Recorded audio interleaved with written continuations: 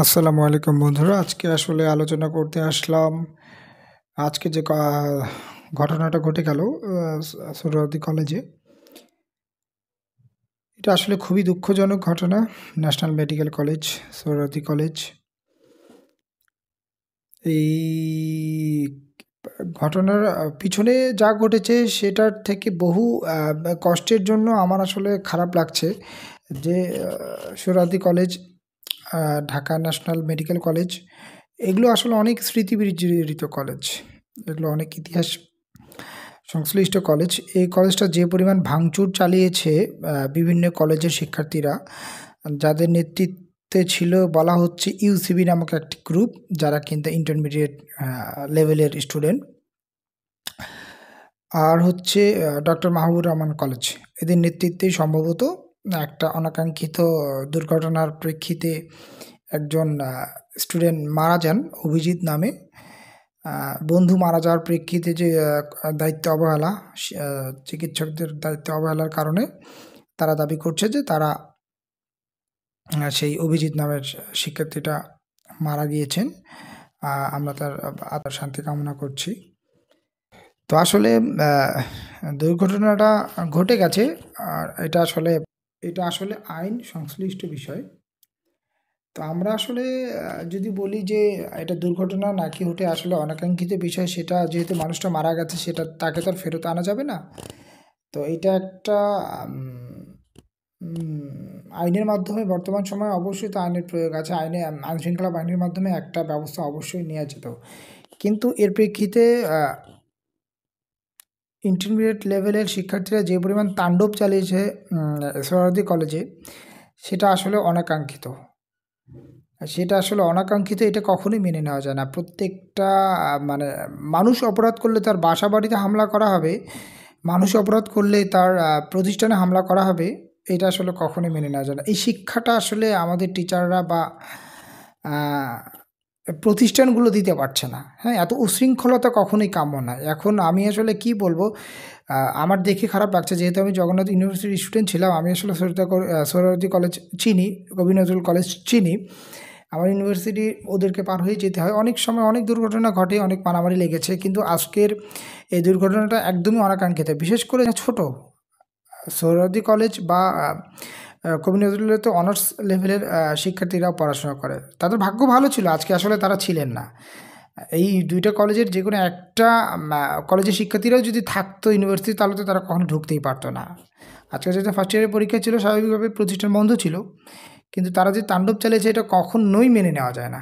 এইটা কোনো প্রক্রিয়া হইতে পারে না। একটা প্রতিষ্ঠানে ঢুকে আপনি সব কিছু ভাঙচুর করে দেবেন সন্ত্রাসী কায়দায়, আর আপনি বলবেন যে এরা আমাকে মেরেছিল। আপনাকে মেরেছিল, আপনারা যে মারেন, প্রতিষ্ঠান ভাঙতে যাবেন কেন? প্রতিষ্ঠান তো একার না। আমার এই স্মৃতি বিজড়িত অংশগুলো বা প্রতিষ্ঠানগুলোকে সবসময় মায়া লাগে। আমার নিজেরই কান্না চলে আসতেছিল। আর ওদের যেখানে যারা পড়াশোনা করে, হ্যাঁ, তাদের তো আরও, এটা তো তাদের মানে নিজের পরিবারের একটা জায়গা, পারিবারিক একটা জায়গা, স্মৃতির একটা জায়গা, ভালোবাসার একটা জায়গা। আপনাকে আজকে যদি আপনার কলেজটা ভেঙে দিয়ে আসে তারা, সেটা তো যেমন আমার কাছে অনাকাঙ্ক্ষিত মনে হবে, আমার কাছে দুর্ঘটনা মনে আমার কাছে খারাপ লাগবে। ঠিক আজকে আপনারা যারা যে তাণ্ডব চালিয়েছেন, এটা আসলে কোনো ছাত্রের পক্ষে করা সম্ভব না। এই ছাত্রকে আমি সমর্থন দেবো না, কোনো দিন সমর্থন দেবো না। এটা রাষ্ট্র, আপনার গণ অভ্যুত্থান হয়ে যায় না যে আপনাকে রাষ্ট্র পরিবর্তন করতে হবে। হ্যাঁ, তা যে আপনি ভাঙচুর চালাবেন, এই শিক্ষাটা আসলে পেয়েছি আমরা যে গণভবন দখল করা, সংসদ ভবন দখল করা, বিচারপতির বাসভবন দখল করা, এই মানসিকতা থেকে। এই মানসিকতা পরিবর্তন করতে হবে ভাই। শিক্ষা অবশ্যই সংস্কার করতে হবে। আমার অনেক সংস্কার কমিশন দেখেছি, কিন্তু শিক্ষা সংস্কার কমিশন দেখিনি। এত উশৃঙ্খল শিক্ষার্থী আমাদের দরকার নাই। এদের পড়াশোনা করা লাগবে না। এরা সন্ত্রাসী হয়ে যাক, ধরবো জেলে দিয়ে দেবো, ধরবো জেলে দিয়ে দেবো। এইটা কোন ধরনের মানসিকতা?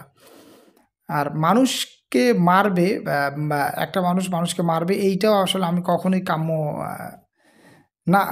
যেখানে আলোচনা সমাধান হওয়া সম্ভব, সেখানে হাত কেন চলবে?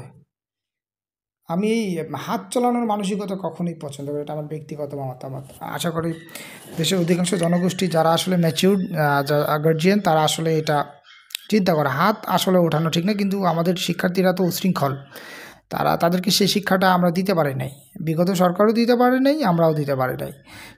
টিচাররা তো এখন দায়ভারই নেয়, এখন কোনো মতে প্রাইভেট পড়ায়, তারা টাকা কামানোর চিন্তা করলে। এখন গার্জিয়ানরাই তো অহমিকা থাকে, আমার ছেলে, আমি ডিসি, এসপি, আমি হচ্ছি সাংবাদিক, আমি পুলিশ, আমি হচ্ছি ব্যাংকার, আমি হচ্ছে এরকম, আমি হচ্ছে এত ধনী এত টাকা দেখো। তো টিচারও আসলে ওই মানসিকতার মধ্যে হয়ে গেছে, আপনি ক্ষমতা দেখান, আমিও ক্ষমতাবান হতে চাই, আপনার টাকা আমি দখল করতে চাই।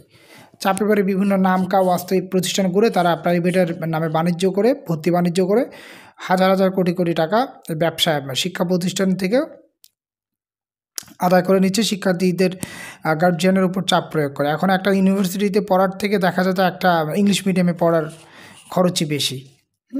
আর এইসব যেসব ডক্টর মাহবুবুর রহমান কলেজের মতো যারা কোচিং করায়, হ্যাঁ, তো এইসব প্রতিষ্ঠানে তো খরচ আরও বেশি। তার রেসিডেন্সিয়ালের সুযোগ দিয়ে তারা লক্ষ লক্ষ কোটি কোটি টাকা স্টুডেন্টদের গার্জিয়ানের কাছ থেকে শিক্ষাটাকে বাণিজ্য বানিয়ে তারা আসলে ব্যবসা করছে, যেখানে তাদের ট্যাক্সই দিতে হয় না। হ্যাঁ, ট্যাক্সের যে ব্যাপারগুলো সেগুলো থাকে না, তো ওয়েভার পায় তারা। আগের যেমন অনুদান ভিত্তিক বা মানুষের শিক্ষানুরাগী, আমরা বলতাম শিক্ষানুরাগী ধনী, সেই দৃষ্টিভঙ্গিটা উঠে গেছে মানুষের। তা এই আমার আজকে আসলে কথা বলতে খুবই খারাপ লাগছে, কারণ আমার খবরে যতখানি দেখতে পারলাম যে দেখা গেলো শিক্ষার্থীরা, ছোট ছোট বাচ্চারা বুনো উল্লাস করতেছে। একজনের গাড়ি ভেঙে দিলে ভাই কত কষ্ট করে সে গাড়িটা কিনেছে। হ্যাঁ, এই সরকারি সম্পদ ধ্বংস করার একটা মানসিকতা আমাদের, এটা কখনোই মেনে নেওয়া যাবে না। সরকারি সম্পদটা কার?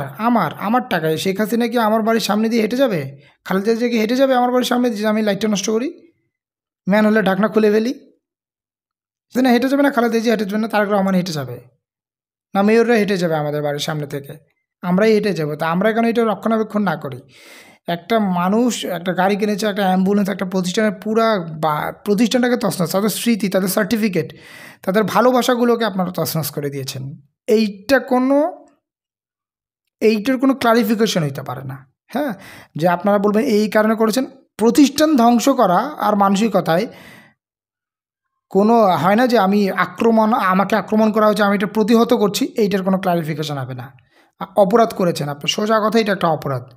এখন যদি কবি নজরুলের বা হচ্ছে ওই সোহরাওয়ার্দী কলেজের স্টুডেন্টরা গিয়ে আবার ডক্টর মাহবুবুর রহমান মোল্লা কলেজে হামলা চালায়, সেটাও অপরাধ।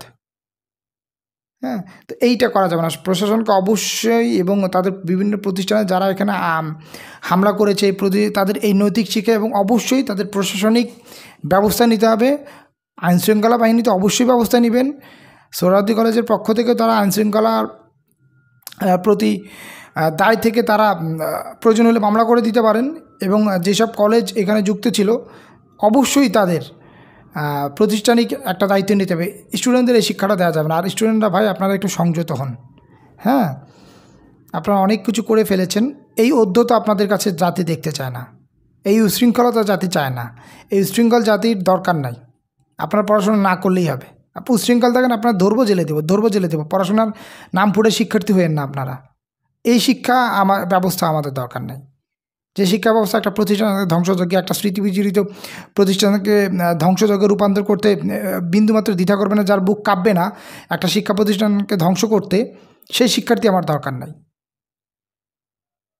সরকারের কাছে উদাত্ত আহ্বান, আপনারা এই সব বিশৃঙ্খলার থেকে প্রত্যেকটা প্রতিষ্ঠানকে বাঁচাবেন, এবং শিক্ষার্থীদের প্রতি মায়া দেখানোর কিছু নাই। যারা উশৃঙ্খলতা করবে ধরে পিটানি, একদম ধরে পিটানি, নতুবা জেলে, আর কোনো আলোচনা নাই। উশৃঙ্খলতা তৈরি করার জন্য এই দেশের নতুন করে নব্য স্বাধীনতা অর্জন করে নাই। হ্যাঁ, যারা উশৃঙ্খলতা দেখাবে তাদেরকে ধরে পিটানি, তাদেরকে ধরে জেল, আর কোনো কথা নাই।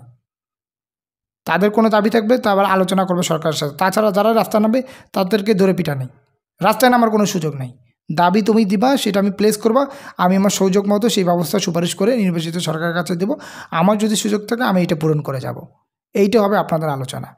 হ্যাঁ, কেউ রাস্তায় নামতে পারবে না, কাউকে সুযোগ দেওয়া যাবে না এই উশৃঙ্খলতার দায় নিয়ে।